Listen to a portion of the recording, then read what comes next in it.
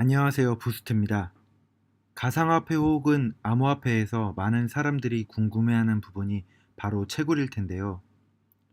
채굴이 어찌 보면 블록체인을 구현하고 유지하는 큰 부분을 차지한다고 말해도 맞는 말이겠지요.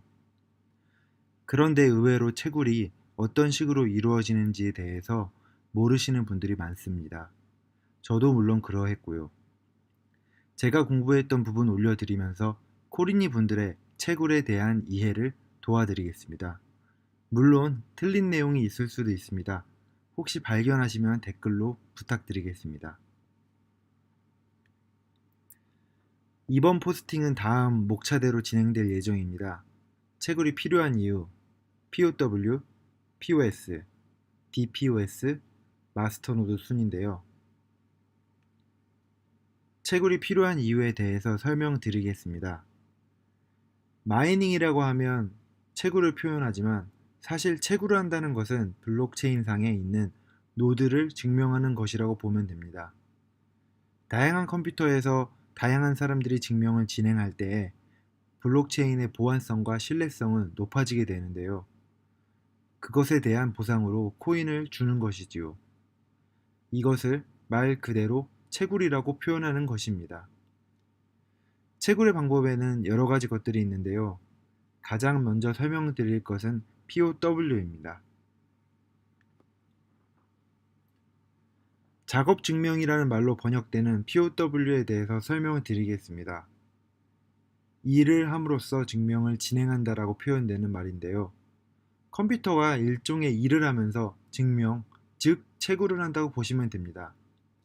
POW의 경우에는 컴퓨터 파워를 가지고 채굴을 진행하게 됩니다. CPU와 GPU의 파워를 이용하게 됩니다. 하지만 정말 일부 코인을 제외하고 CPU를 이용하는 경우에는 이미 아식이라고 불리는 주문 제작된 특수 반도체를 사용한 전용 채굴기가 나옴으로써 개인이 사용하는 컴퓨터를 이용해 집에서 비트코인을 채굴하는 것은 불가능하다고 보시면 됩니다.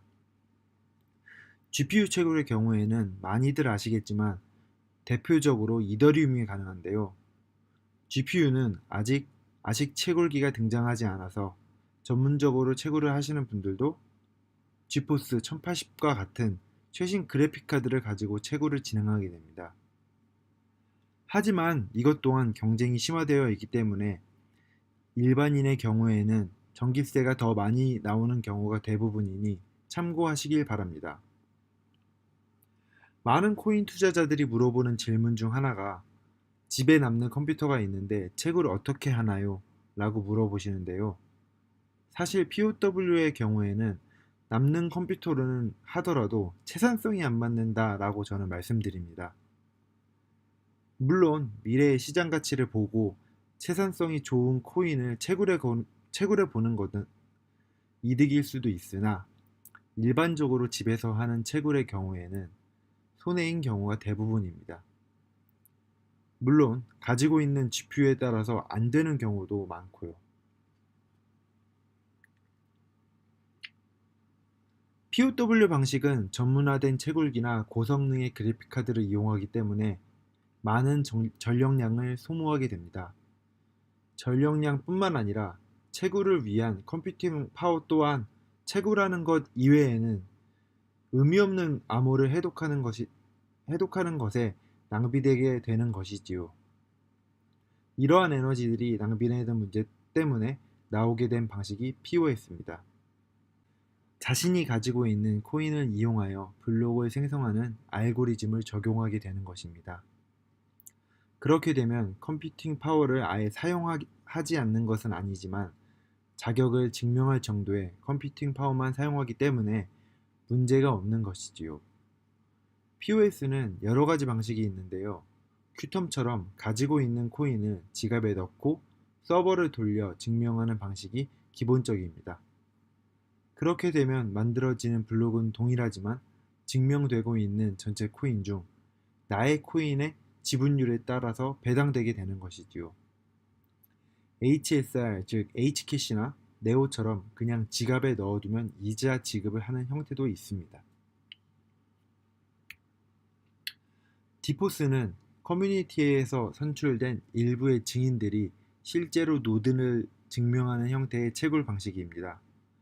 그렇다면 그 사람들이 전체 코인을 다 가지게 되느냐 라고 물어보신다면 그럴 수도 있고 아닐 수도 있다고 말씀드릴 수 있습니다. 그 이유는 노드를 증명하는 증인으로 선출되기 위해서는 막대한 가치의 투표가 필요합니다. 그 투표권의 가치는 가진 코인의 양으로 결정되고요.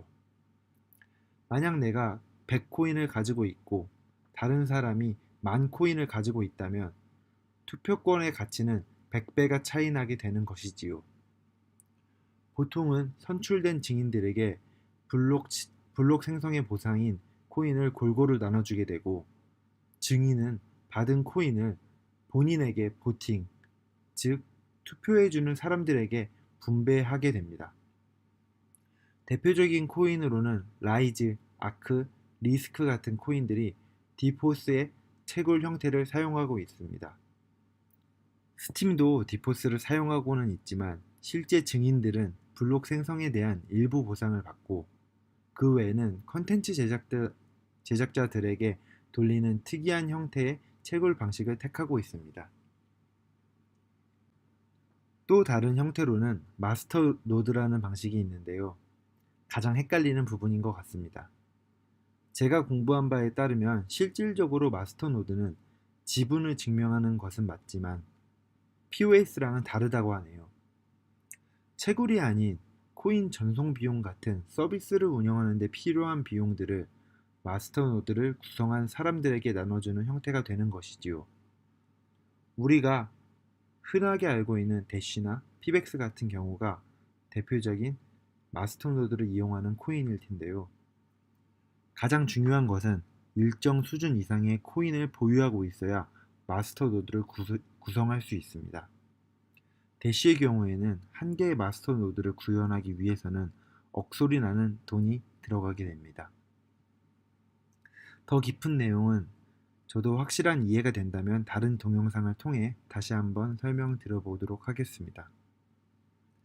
여기까지 기본적인 채굴 방식에 대한 포스팅을 해봤는데요. 많은 도움이 되셨는지는 모르겠네요. 그럼 구독과 좋아요 알람 잊지 마시고 부탁드리겠습니다. 감사합니다.